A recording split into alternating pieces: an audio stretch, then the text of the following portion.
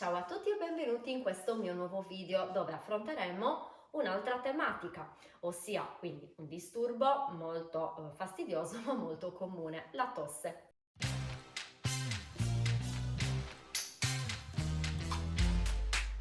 Quando compare la tosse, la prima reazione è spesso cercare subito uno sciroppo o qualsiasi altro rimedio che la faccia sparire.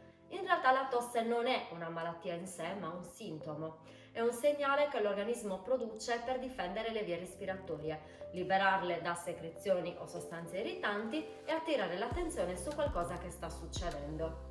Per questo motivo non tutta la tosse va interpretata allo stesso modo. Conta da quanto tempo è presente, la tipologia, quindi se una tosse secca o produttiva, se compare soprattutto di notte, se è associata a febbre o affanno e conta anche chi è la persona che tossisce. La stessa tosse ha un peso diverso in un adulto sano, in un anziano fragile, in un bambino piccolo, in una persona con asma, reflusso o abitudini al fumo.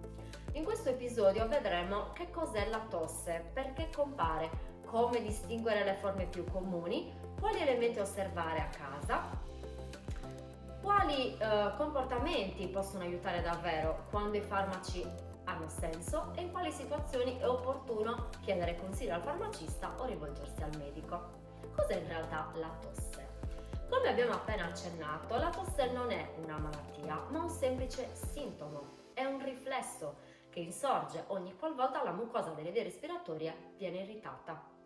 La tosse è quindi un meccanismo di difesa che il nostro corpo adotta per neutralizzare e rimuovere una sostanza irritante presente nelle vie aeree. Questo sintomo è talmente diffuso da rappresentare il disturbo più frequente per cui ci si rivolge al medico. La tosse può insorgere anche come causa secondaria di specifiche malattie o derivare dall'utilizzo di alcuni farmaci. Normalmente il tossire è un meccanismo involontario stimolato dall'eccitazione di specifici recettori presenti lungo le pareti delle vie respiratorie. In presenza di muco eccessivo o di altri agenti causali al cervello viene inviato un segnale che porta alla loro espulsione insieme all'aria contenuta nei polmoni e nelle vie aeree.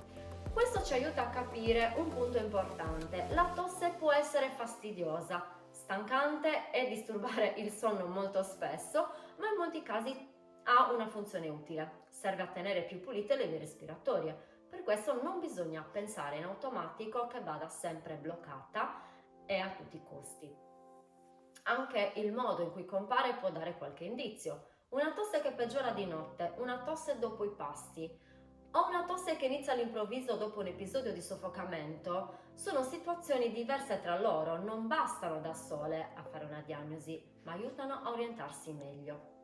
Quali possono essere le possibili cause? La tosse è una manovra espiratoria esplosiva, riflessa, come appena accennato, o volontaria, tesa a liberare le vie aeree.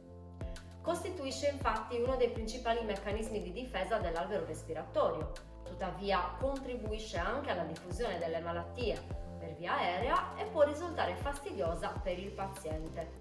Non a caso la tosse rappresenta una delle ragioni principali per cui viene richiesto l'intervento del medico. Ci sono varie tipologie di tosse, per esempio nel caso della tosse acuta come ci si comporta, quali sono le cause più frequenti.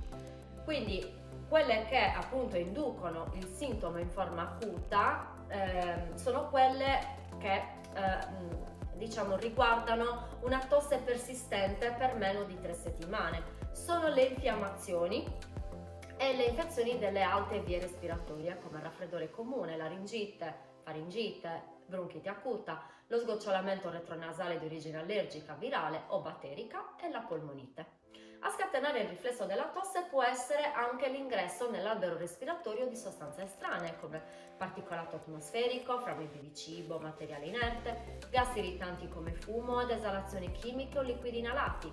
Altre possibili cause comprendono l'embolia polmonare e l'insufficienza cardiaca. Nei bambini le cause che inducono la tosse sono simili a quelle degli adulti, ma l'asma e l'inalazione di corpi estranei possono essere più frequenti. Per questo una tosse che inizia all'improvviso dopo un boccone o un gioco non va banalizzata.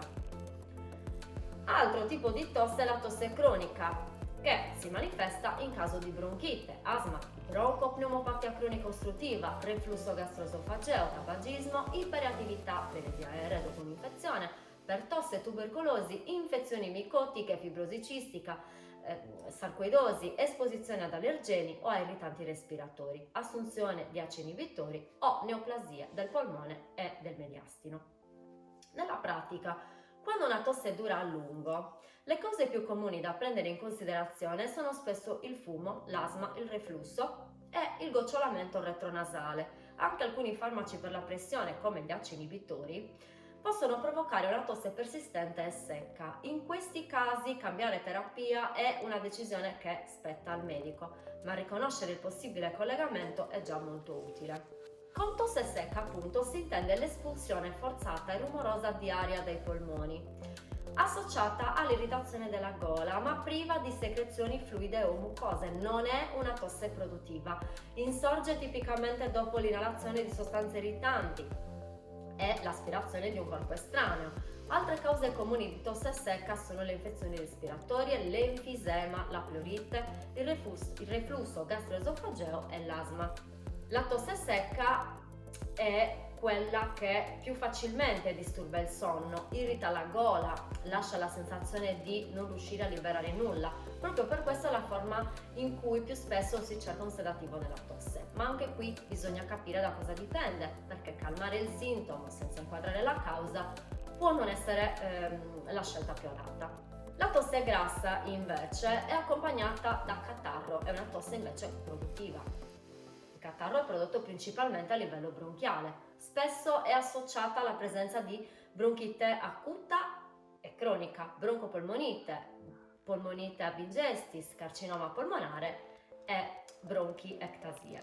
Quando c'è catarro, la tosse svolge una funzione ancora più evidente di pulizia, per questo non sempre è opportuno spegnerla del tutto. In molti casi il problema non è la presenza del muco in sé, ma la sua quantità, la sua densità, la difficoltà a espellerlo. Un altro aspetto utile da ricordare è che il solo colore dell'espettorato non basta da solo a stabilire se serve o meno un antibiotico.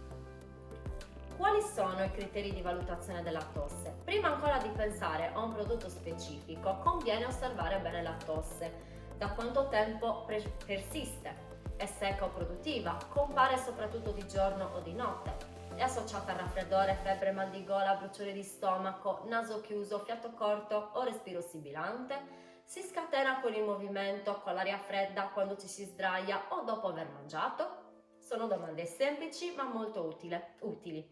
Una tosse notturna, per esempio, può far pensare ad asma, gocciolamento retronasale o reflusso. Una tosse dopo i pasti o quando ci si sdraia può essere compatibile con reflusso gastroesofageo. Conta anche l'impatto sulla persona. Una tosse continua che impedisce di dormire bene per più notti può diventare molto pesante da sostenere.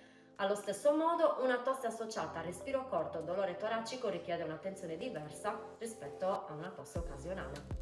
Quali sono gli accorgimenti da prendere a casa? Nella maggior parte dei casi, soprattutto se la tosse accompagna un'infezione virale nelle prime vie respiratorie, aiutano misure semplici. Quindi in modo particolare bere a sufficienza può favorire il comfort e rendere meno dense le secrezioni. Anche l'aria troppo secca può peggiorare la sensazione di irritazione, per cui un ambiente non surriscaldato e ben areato è spesso una scelta utile. È importante evitare il fumo attivo e il fumo passivo. Il fumo irrita ulteriormente le vie respiratorie, prolunga il sintomo e rende meno efficace il recupero. Questo vale non solo per chi fuma abitualmente, ma anche per chi in quel momento si trova in ambienti chiusi o esposti ad aerosoli irritanti, profumi intensi o vapori chimici. Negli adulti e nei bambini più grandi, bevande tiepide o semplicemente piccoli sorsi d'acqua possono dare sollievo alla gola. Nei bambini con più di un anno il miele può aiutare a ridurre la tosse, soprattutto serale o notturna. Sotto l'anno di vita invece il miele non va dato. Un altro punto pratico è non sovraccaricare il corpo con rimedi utili o troppo aggressivi. Non sempre servono aerosol, combinazioni di prodotti o sciroppi multipli. Spesso è utile scegliere pochi interventi sensati e osservare l'adattamento. In linea generale, prima di seguire una terapia farmacologica per trattare la tosse è indispensabile risalire alla causa scatenante. È considerato quindi che l'abitudine tabagica rientra tra le più frequenti cause di tosse cronica, è evidente che smettere di fumare costituisce una delle soluzioni più utili e intelligenti. Quando la tosse dipende invece da un'insorgenza batterica, documentato fortemente sospetta, il paziente può essere curato con antibiotici mirati, ma questo è un punto essenziale. Molte tossi acute sono di origine virale e in questi casi l'antibiotico non aiuta a guarire prima. Ad ogni modo è fondamentale ricordare che per curare il sintomo tosse si deve curare anzitutto la malattia che ne sta alla base. La guarigione di quest'ultima comporta di riflesso l'allontanamento della tosse. L'emissione dell'espettorato, che contraddistingue la tosse grassa, costituisce di per sé una forma di difesa naturale. Nella tosse secca e irritativa, soprattutto se interferisce con il riposo, il farmacista può aiutare a capire se un sedativo della tosse possa avere senso. Nella tosse con secrezioni dense, invece, il ragionamento può essere diverso e orientarsi verso strategie che favoriscono la fluidificazione e l'espulsione del muco è una scelta sicuramente molto valida. La scelta non è automatica, comunque va adattata alla persona. Particolare prudenza serve con i prodotti combinati da banco.